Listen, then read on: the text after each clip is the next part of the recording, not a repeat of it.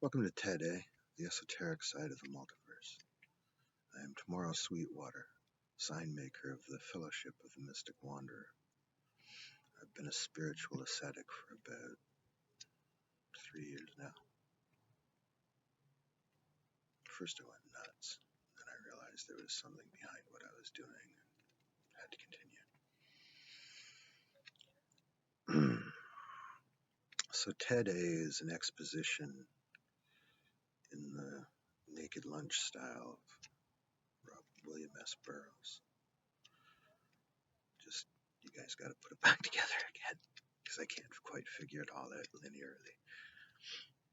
It's just fragments that fit all over the place.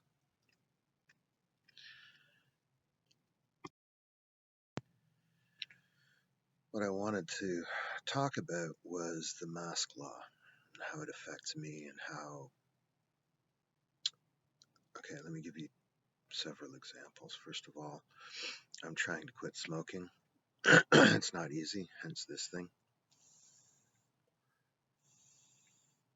It's a hell of a long step backwards. But, you know, it stimulates the pineal gland too. It's a stimulant. And I'm sure as hell not hitting the other stuff.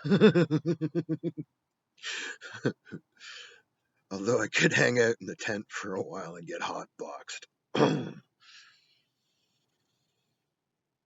Just a sidetrack on brain chemistry before I get back to the mask law. Secondhand crystal meth smoke to me was like a modafinil. I call them daffodils. A friend of mine had one. So it's like taking a couple of dexedrins, like 2 or 3 dexedrins. That's why they give it to the pilots, I guess. It's part of the idea of the Silicon Valley guys trying to, find a creative, you got to come up with the next big thing. You always got to be creative. So there's things like microdosing psilocybin and, all these different things that you can try to supercharge your creative flow.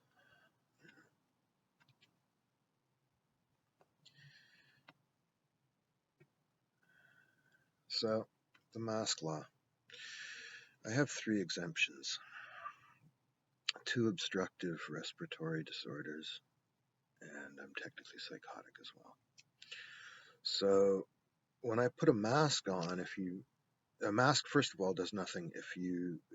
Hydrodynamics, fluid dynamics, you've got the path of least resistance. Air is a fluid motion. It flows out your nose and your mouth and goes around the mask and up your face. So, you got maybe a 20% reduction there. In perfect scenarios, yes, an 80% reduction, but this is not a perfect world. So the masks are effective probably 20%. The big problem is that people don't wash their hands properly. It really pisses me off in the subway. Please wash and sanitize your hands frequently. No, just wash your hands. That's what it does. It sanitizes them. It breaks down the molecules and washes them away. It's a surfactant. It breaks down the surface tension of the water and allows it to break the shit down. I don't know any more detail than that, but it's not really necessary at this juncture. This is the way you do it. You wash your hands just the way you normally would, and then you do it again, and then you do it a 3rd time. And that will make sure that you've done it for well enough to get rid of everything that's on there. Because that's where you pick up the little boogies that stay on your skin for a long time. And then you touch your face. It's a subconscious thing. We don't think about these things, so you just do it. It's very hard to break habits. That's why in hospital training, in nurse's school or medical training, it's a ritual. You do a ritual to cleanse yourself. You need to do that ritual to cleanse yourself if you're worried about COVID. Now, this gets us to where we talk about the rational. It's an irrational fear that has been spread by the media and the government.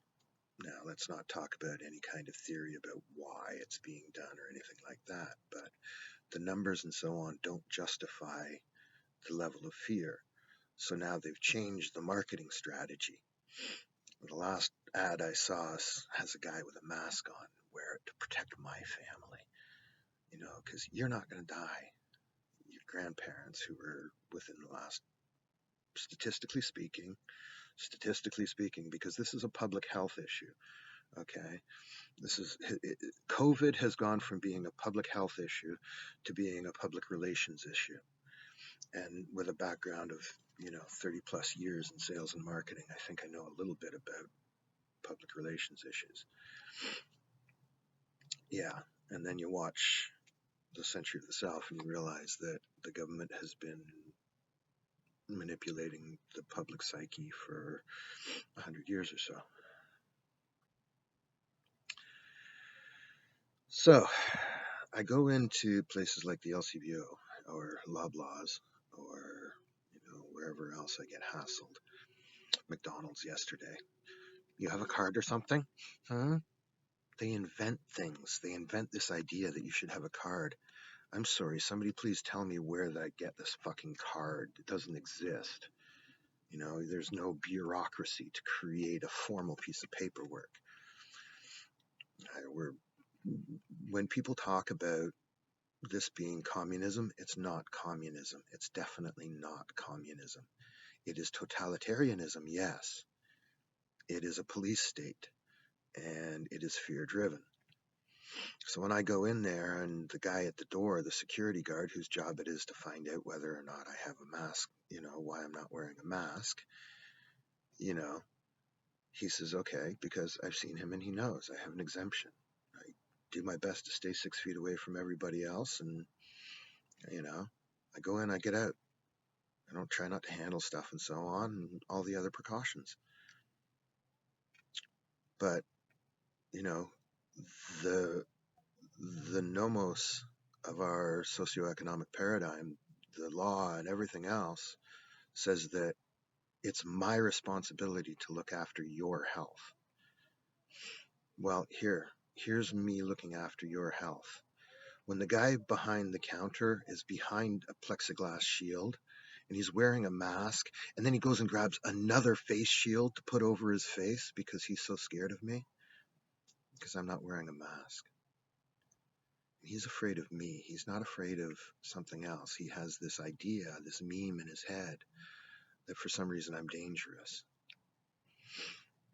Well, that's an irrational fear, because I'm not dangerous to you.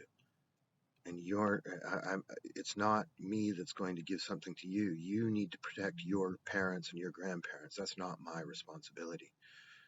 You gave that responsibility to the nursing home.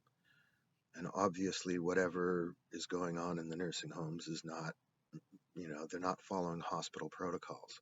They're not following all the protocols. But then again, who knows? It's a tenacious little bug, and it, if you're weak, it will take you. But that is nature. That is the way that nature works. And this is why the Freudian philosophy, that the theories that Edward Bernays put into effect, that are being used against you and have been used against you ever since, you and your parents and everybody else. And it's out there. It's not. This is not a conspiracy theory. The evidence is all out there. I've been putting it all out there. I continue to put it out there. So what has happened is that the people that I am running into who have this extreme fear, this irrational fear, that's a mental illness. And it's a mental illness that has been initiated by the system. The system has failed you. Instead of protecting you from, which is what the system is there to do, it's to protect us. And instead it's harming us. What we need to do is live, love, and stay wild, my friends. Thank you for allowing me to share. Namaste.